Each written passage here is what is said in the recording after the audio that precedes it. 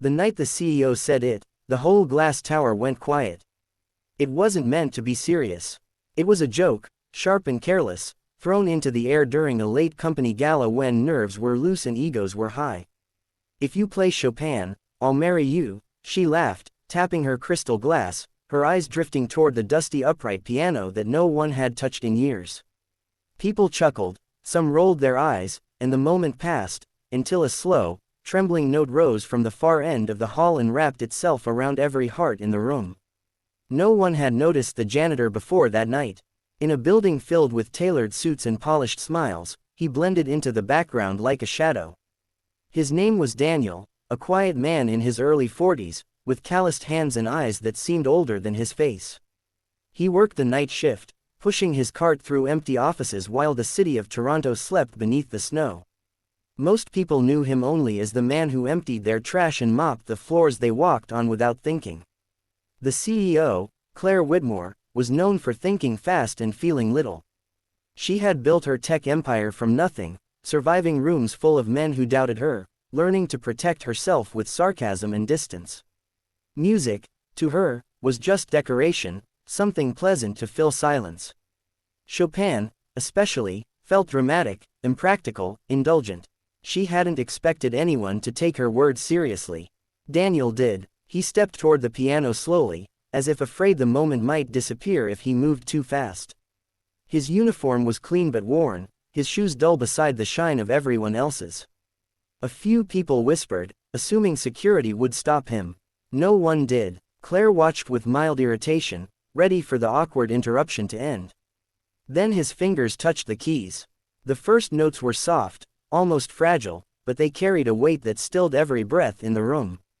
He played not to impress, not to prove anything, but as if he were speaking to someone who could finally hear him. The melody swelled, full of longing and restraint, heartbreak and hope tangled together.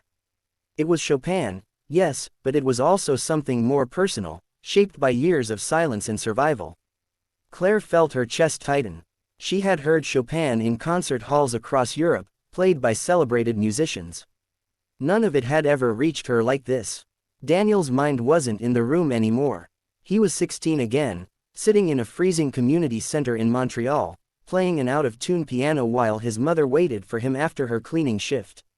She used to tell him that music was a language that didn't care where you came from. When she got sick, when the bills piled up, when life forced him to give up his scholarship and work full-time, music became the thing he carried quietly inside, something no one could take from him.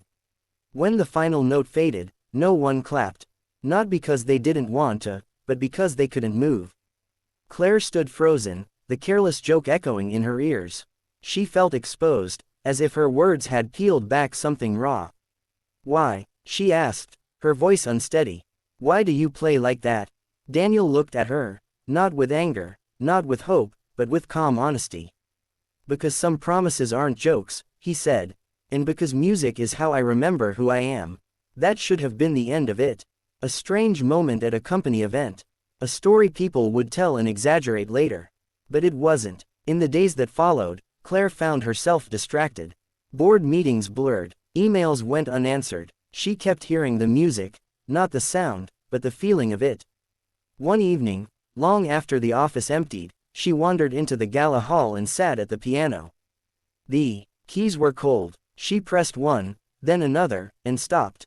For the first time in years, she felt painfully aware of how little space she'd left in her life for anything that wasn't ambition.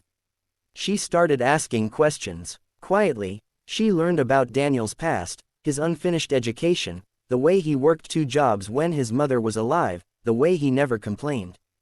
Something in her shifted. Not pity, but recognition. They were both survivors. They had just taken different paths. She asked him to play again. Then again. Soon, those late-night sessions became a strange ritual, 2 people sitting in an empty building, one listening, one playing, both letting walls soften. Daniel never asked for more. He never mentioned her words again. That, more than anything, unsettled her. Months later, at a company town hall, Claire stood before hundreds of employees. She spoke about innovation, about growth, then paused. Her voice changed. She talked about talent that goes unseen, about listening before speaking, about the quiet dignity of people who keep the world running after the lights go out. She announced a new internal arts program, scholarships for staff, and funding for community music centers across Canada. Daniel watched from the back, stunned. After the crowd dispersed, Claire found him. There was no ring, no grand declaration. Just honesty. "I won't insult you by pretending I meant marriage that night," she said softly. "But I meant something else. I meant I wanted to feel something real, and you reminded me how." Daniel nodded. "That's enough," he said. They didn't marry. Not then. Not quickly. What they built was slower, stronger, respect, friendship, and a shared understanding that people are more than their titles. Daniel left his janitor job months later, not because he was rescued, but because he chose to teach music again. Claire attended his first student recital, sitting in the back, clapping the loudest. And every time Chopin played, in some quiet room somewhere in Canada, it carried the same message: dignity doesn't announce itself. Sometimes, it just waits for someone to listen.